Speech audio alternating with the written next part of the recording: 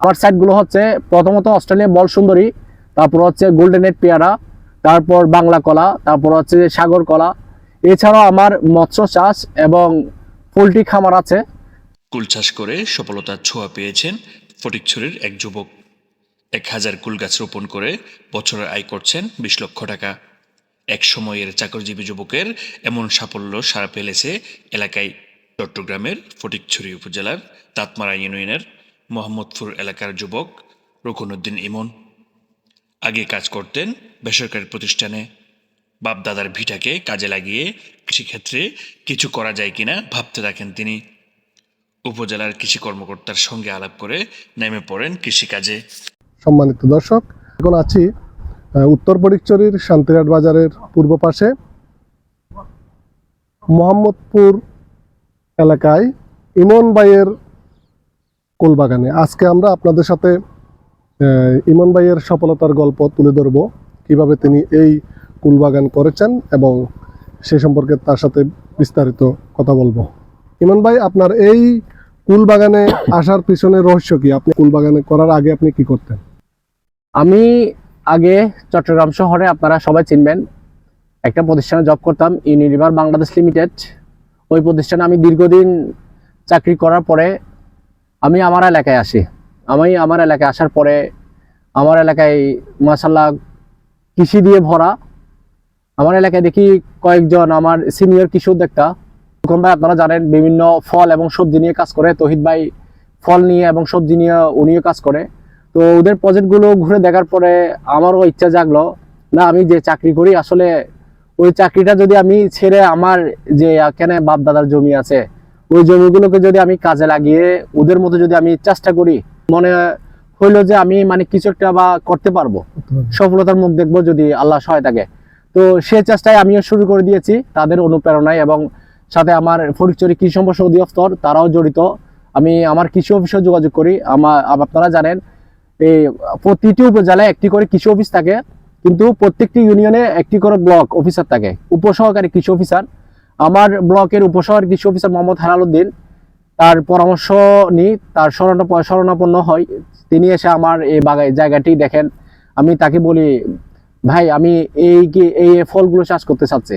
আমার সাইটগুলো হচ্ছে প্রথমত অস্ট্রেলিয়া বল সুন্দরী, তারপর হচ্ছে গোল্ডেন হেড পেয়ারা, তারপর বাংলা কলা, তারপর হচ্ছে সাগর কলা।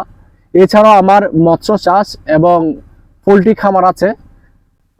এগুলো নিয়ে আমি এই পর্যন্ত এসেছি। কিন্তু প্রথমে আমি ছোট করে সবার পরামর্শ, কৃষি অফিস, আমার বড় ভাই যারা আছে তাদের পরামর্শ নিয়ে আমি শুরু করি ছোট পরিসরে। বাড়ির পাশের বাপদাদার ভিটা জমিতে শুরু করেন কুল চাষ।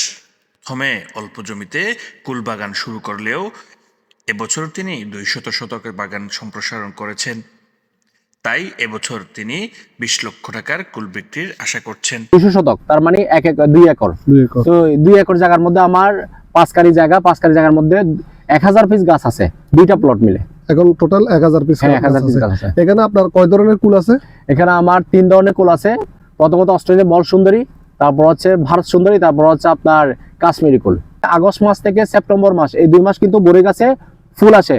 আপনার ফুল থেকে পরাগায়নের পর থেকে আপনার গুটি হয়, গুটি থেকে একটু পরিপক্ক হয়, পরিপক্ক হওয়া থেকে আপনার খাওয়ার উপযুক্ত। ওই সিস্টেমে হিসাব করলে আগস্ট মাসে যেহেতু সব গাছেই ফুল আসে, ডিসেম্বর মাসের মধ্যে আপনার ভারত সুন্দরী, মিস ইন্ডিয়ান কুল, ওই জাতের কুলগুলো আগাম বাজারে উঠে যায়। তো এই প্রজেক্টগুলোর মধ্যে আপনি সবচেয়ে সফলতা কোনটাতে মনে করছেন? আপনার সফলতা কোনটাতে হয়েছে? আসলে আমি যেহেতু মোটামুটি আমি যেগুলো করি আপনাদেরকে বলছি, ওগুলার আমি যতটুকু 100% জানি বলবো না, এখনো শিখতেছি।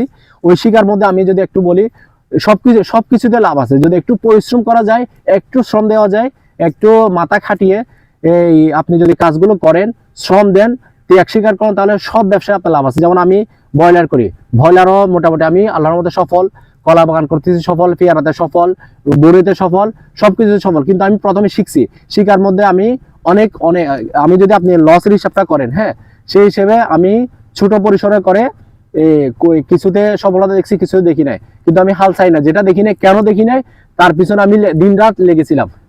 এখানে আমাকে অনেকে পাগল পর্যন্ত বলছে ভাই তুমি এটা না করে তুমি যদি একটা করছো সফলতা পাও না, ওইটা ছেড়ে দাও না। না, আমি হাল ছাড়া আগের মতো জবে চলে যাও। হ্যাঁ, আর আগের মতো জবে চলে যাও। আমি কিন্তু হাল ছাড়া পাত্র না। খানি প্রতি কতটা গাছ লাগানো যায় এই কুল গাছ? কানি প্রতি আমি 200 লাগাইছি, কিন্তু ওইটা একটু রং সিদ্ধান্ত ছিল। এখন যদি কানি প্রতি আমি আপনাদেরকে পরামর্শ দিই, এক কানিতে অর্থাৎ 40 শতক জায়গার মধ্যে এক কানি, 40 শতক জায়গার মধ্যে আপনারা 100 পিস গাছ লাগাবেন, তাও কিন্তু বড় হয়ে যায়। 100 পিস প্রথম বছর লাগাবেন, আপনারা পর্যায়ক্রমে গিয়ে 1 বছর 2 বছর পরে গিয়ে গাছ একটু কেটে ফেলে আর একটু দিয়ে পাতলা করতে পারেন। তো সেই হিসেবে আপনাদেরকে আমি পরামর্শ দিব, কানি প্রতি আপনারা 100 পিস গাছ লাগাবেন। আচ্ছা, এই কুল বাগানে প্রতিবন্ধকতা কি? মেন হচ্ছে পাখি, চাম্পা বাঁদর, তারপর পাহাড়ি এলাকায় হলে তো আপনার বিভিন্ন বানর থাকে, ওগুলো থেকে কি আপনার বড়ইকে রক্ষার্থে, বড়ইকে সেভ করার জন্য এই জালগুলো আমরা ব্যবহার করে পুরো নেটিং সিস্টেম করতে হবে। নেটিং করতে হয়। আমার এই 2 বাগানে শুধু নেট করতে খরচ হয়েছে, আপনাকে যদি হিসাব বলি যেটা রিয়েল, 1 লক্ষ টাকা, শুধু ওই বড়ইকে রক্ষা করার জন্য জাল দিয়ে। ওইটাই মেন প্রতিবন্ধকতা। তারপরে 100% করা যাচ্ছে, তারপরেও 100% করা যাচ্ছে না, পাখি ঢুকতেছে, তারপরও চাম্পা বানর যেগুলো আছে এগুলো ঢুকতেছে। গত বছর আপনি এই 2 বাগান থেকে কত টাকায়? আমার এটা গত বছর প্রথম ছিল, ওইটা দ্বিতীয় ছিল, এখন এটা দ্বিতীয় বছর, ওইটা তৃতীয় বছর, ওই সিস্টেমে আসছে।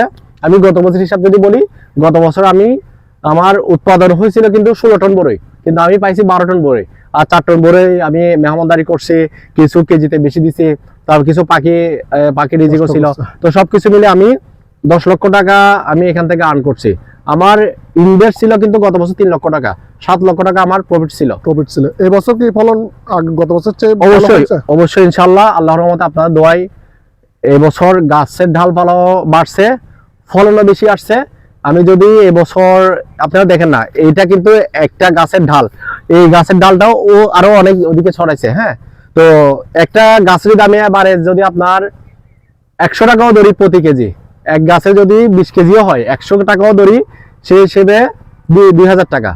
তো আপনারা জানেন 1000 গাছে যদি 2000 টাকা ভরে ধরে তাহলে 20 লক্ষ টাকা আমার পুঁজি আছে এখন পর্যন্ত।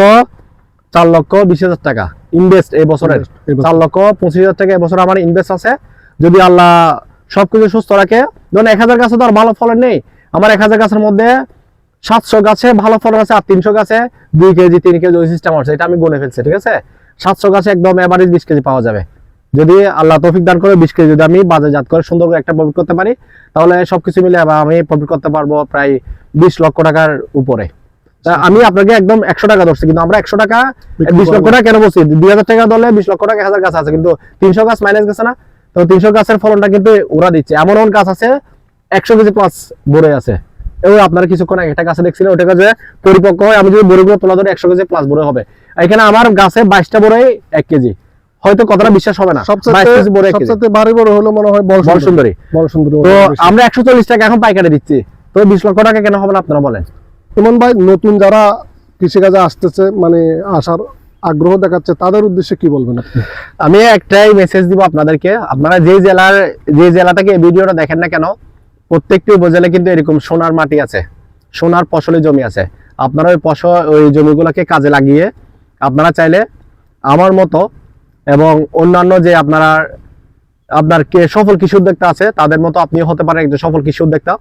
চাকরির পিছনে না ঘুরে, আপনার বিদেশে না গিয়ে, হ্যাঁ, বিদেশে না গিয়ে আপনার বিদেশে যে ইনভেস্ট ওইটা আপনি দেশেই করেন, তাহলে দেশের মাটি আপনার জন্য, আপনারা যারা কৃষি কাজ করবেন আপনাদের জন্য এটা মানে অনেক কিছুই দাঁড়াবে। যেমন আপনাদের জন্য দেশটা সফলতার দিকে এগিয়ে যাবে, কৃষিতে 100% আপনার কৃষি সফলতা দেশ হিসেবে আপনার পরিচিতি লাভ করবে বাংলাদেশটা। আমি যদি আপনাদেরকে একটা কথা বলি, বিশ্বের মধ্যে যে উন্নত রাষ্ট্রগুলো আছে সবগুলো কিন্তু কৃষি দিয়ে টিকে আছে। আপনি যেই বলেন কৃষি নির্ভর, আমরা বেশিরভাগ ফলে বাইরে থেকে আমদানি করি। অবশ্যই আমাদের যদি দেশে এই ধরনের উদ্যোক্তা হয়, তাহলে আমরা পরনির্ভরশীলটা একটু কমে যাবে। অবশ্যই যে জিনিসটা ইমন ভাই বারবার বলতেছেন যে নতুন যারা আছেন অবশ্যই আপনারা চাকরি, এখন একটা জব করলে আপনি সর্বোচ্চ 10-15-20 হাজার টাকা আপনি সবার 12 যায় না। আমি যারা বিভিন্ন সেক্টরে আমি দেখছি এভারেজে 12,000 টাকার বেশি স্যালারি পায় না। তো এখানে আমি সবকিছু মিলিয়ে একটু পরিশ্রম করে, একটু ত্যাগ স্বীকার করে। এবং এখানে আরো একটা বিষয়, এই কুল বাগানে কিন্তু সারা বছর করতে হয় না। আপনি কুল তোলার পরে কতদিন পরে মোটামুটি 3 থেকে 4 মাস কোনো যত্ন না নিলে চলে, মানে এটা কাটিং করে দেবেন? হ্যাঁ, আমি এটা কাটিং করে দিব, এরপর একটু ওষুধ দিব, এরপর গাছের গোড়া হালকা একটু আপনার জৈব সার একটু সার দিয়ে দিব, এরপর বর্ষা শুরু হয়ে যায়, একদম কোনো যত্ন নেই।